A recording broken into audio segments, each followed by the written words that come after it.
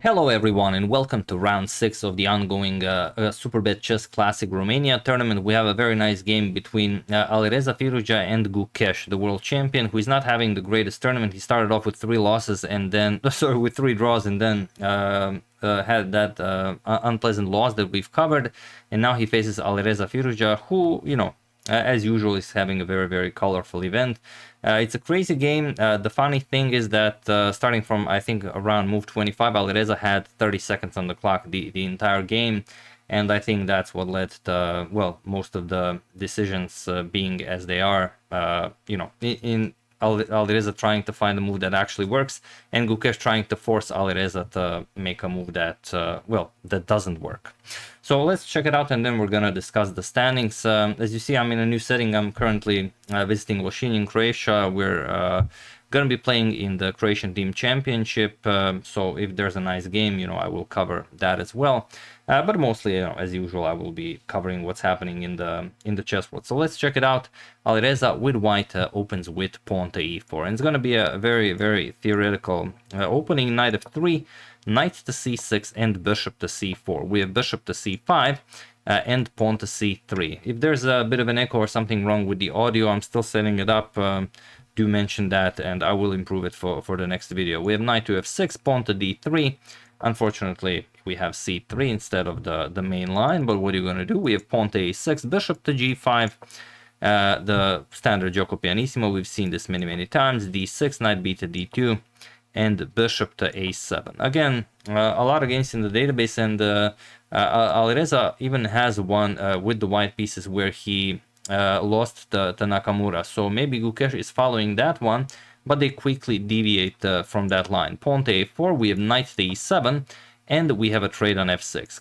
Captures, and now castles kingside. There is a game where pawn to d4 was played. Ruslan Ponomariov played it against Paco Vallejo, and the game ended in a draw, although that was a blitz game from the World Blitz Championship. Here we have castles, and it is not as of move 10 that we have a completely new game. So, okay, knight to g6, probably going for some kingside action with maybe bishop g4, queen to d7, the rook can come to g8, you can maybe push the h-pawn. Looks like a very pleasant position for Gukesh to have.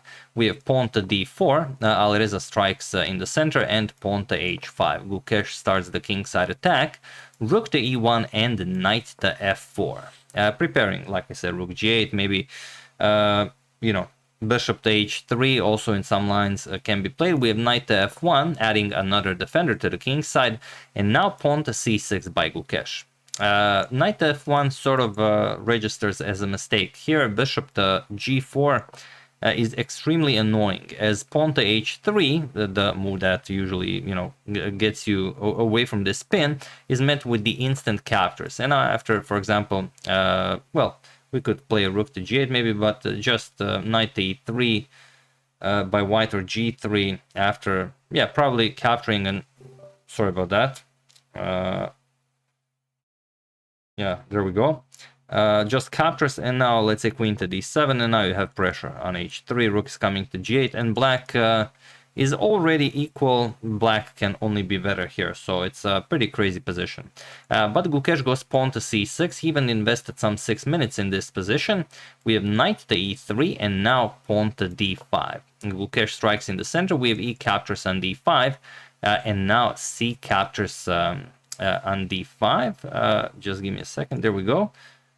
And bishop to f1. Realizing that, of course, the kingside attack is coming, Alireza prepares for it. We have pawn to e4, knight to h4, and now bishop to e6 by Gukesh, and Alireza strikes with pawn to c4. And here there are many lines that are perfectly fine for black, like d captures on c4. You could go rook to g8, you could play pawn to f5. Those are all perfectly fine.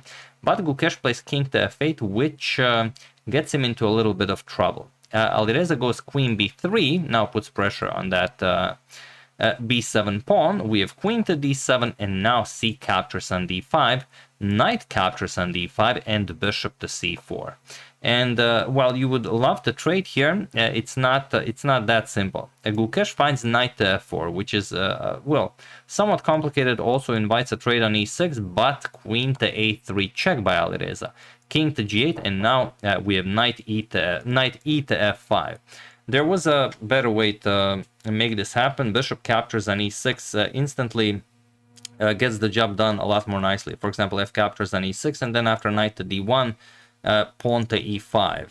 And here d captures on e5, f captures on e5, and now rook captures on e4. And okay, it's being played. And here after king to g8, we have knight e to f5 immediately, and this will, well, not do right away. But Gukesh doesn't find it. I think he was already reacting to Alireza being so low on time, and he just played bishop to b8, which is also fine, but the instant bishop captures on f6 is much better. But you have to find after queen to g3 check that you have to give back the material, and you have to block with bishop to g4. If you don't, if you just go knight to g6 right away, then, well, let's not forget about our good friend the bishop. You will simply fall victim to knight captures on g6, and after captures, that's it. White will win the game nicely. So after knight e to f5, we have bishop to b8, and now queen to g3 with check, knight to g6, and now bishop captures on e6, queen captures, and now queen to e3. We have bishop to a7, nicely putting pressure along this diagonal, and queen captures on e4, where you could capture the queen and then just rook captures, but you know, Gukesh has to try something. Knight captures on h4, and now before recapturing, of course, knight to e7 with check. We have king g7, queen to h4, and now queen to g4. Trying to trade off the queens here.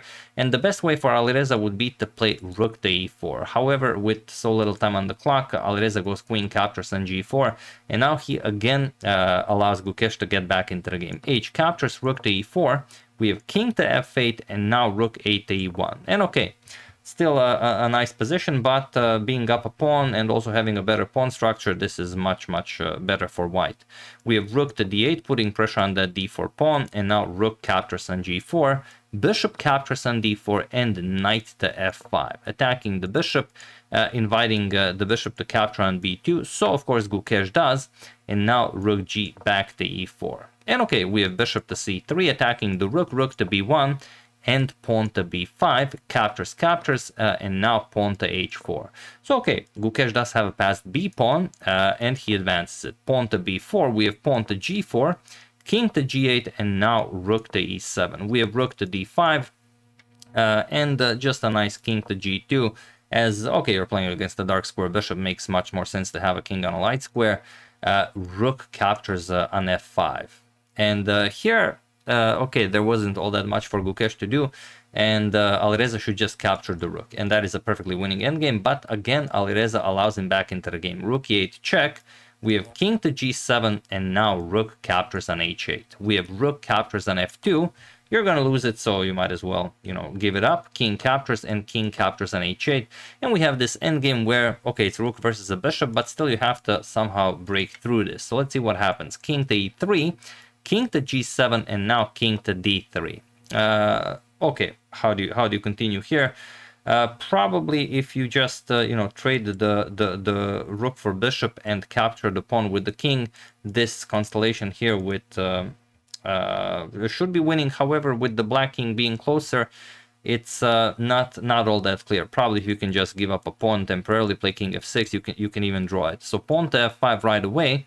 G captures, we have king to h6, and now king to e3, king to h5, king to f4, and king to h6. Of course, not king captures on h4, then rook to h1 is mate in 1, so king to h6, and now king to g4. We have king to g7, pawn to h5, and now king to h6. Of course, it's still not easy to do anything here with white, but there is a way. Pawn to f6, trying to give up this pawn for the b pawn, and then, well, it's you know, a very nice position from there, because king to f5 is coming. You will have the f6 pawn defended. King will never be able to capture on h5 due to rook h1 checkmate. Both of them are on light square, so the dark square bishop is useless here. And Gukesh decides to capture on f6, and now rook captures on b4. And now can you continue playing this? Well, it's still incredibly tricky, but Gukesh has to try, as Alireza is so low on time. We have bishop to g5, rook to b7, going after the pawn, and now pawn to f6. And how do you break through this? Again, using valuable tempi. Rook to f7.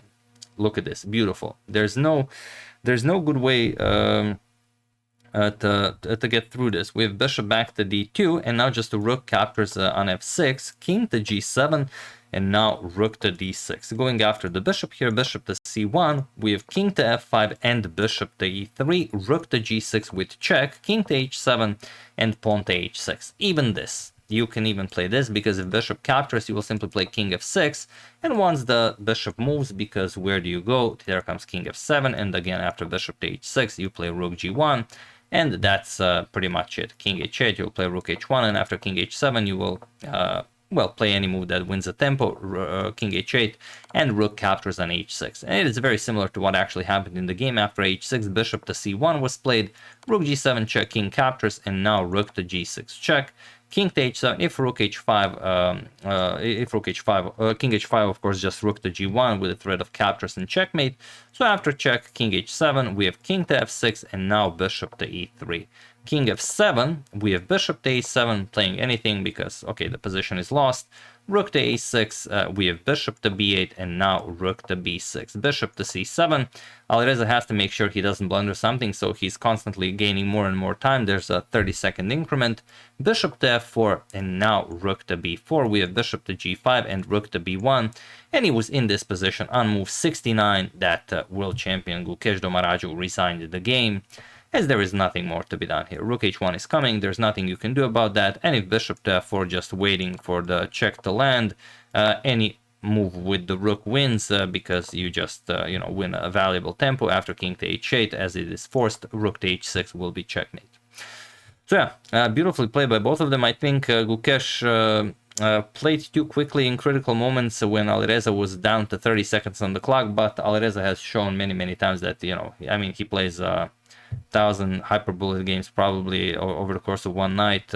This is not an issue for him, and this is now a big problem for Gukesh. Going into round 6, these are the standings. We have a four-way tie at the top: Fabiano, MVL, Alireza, and Pragnananda with 3.5, Wesley So, Levon Aronyan, and Bogdan Daniel Dak with 3 points. With 2.5 points, we have Jan Krzysztof Duda and Nodirbek Abdusatorov, and in last place with only 2 points, Gukesh Domaraju. So not the best tournament for him. I mean, still 3 more rounds to go. If he wins all of them, he can definitely improve, but yeah, definitely not a result world champion would be happy with. So yeah, that's the game. Hope you guys enjoyed it. We'll see what happens tomorrow. All of the other games ended in a draw, and yeah, like I said, tomorrow we have the start of the Croatian Team Championship. If some of my team players or myself play a nice game, I might cover that as well. So we'll see how it goes. So thank you all. I will see you soon, and have an excellent rest of your day. And yeah, do mention if something is missing in the interface. I will do my best to make it as clear as possible. See you soon.